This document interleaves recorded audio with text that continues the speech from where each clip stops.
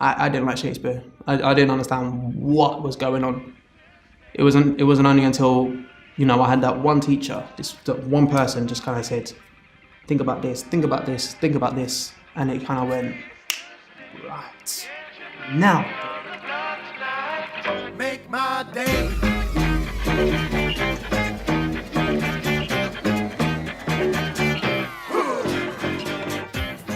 I'm Gemma Fairlie and I'm the director of Romeo and Juliet.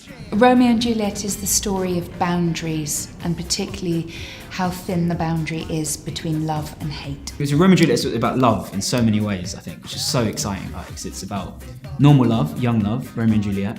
It's also about your love of your mates, Benvolio and Mercutio, the people I walk to school with, they're the mates you walk to school with, and the ones you mess about with. All its work is timeless. What I love about it is you can just take one play and you can set it in any kind of, you can put any kind of theme, or you can set it in a contemporary kind of basis, which is what we're doing, or you can take it, years ago. And it's just all so relative. I think that's the best thing about it. It's all so relative to events that are happening today.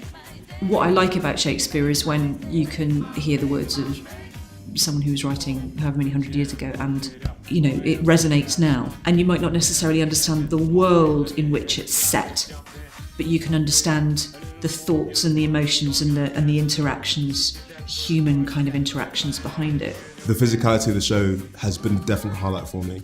It's fantastic because everybody's so full of energy, and it's really easy as an actor to be able to feed off of other people who are so within their bodies with it as well. Something happens, I think, when you stand up, you speak it, and you realise that what they're saying isn't actually that far from what you would be saying to me. And then it starts to get into your body. There's something really physical about Shakespeare as well, because of the rhythm.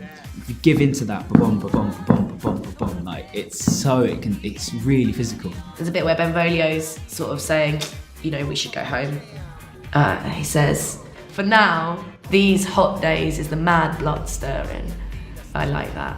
The idea that it's so hot and close that it makes people just get a bit edgy. So that's one of my favourites. Yeah, so it's obviously great to have the opportunity to play Juliet, and then Tybalt is just this violent, sort of threat to both families, really, because he's the one that then ruins it all.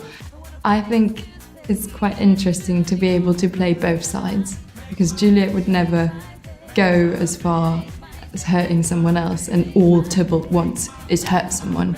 So an hour and a half felt like it gives you all of the plot that you need to have, but it moves so fast that you get caught up in the same energy that the characters get caught up in.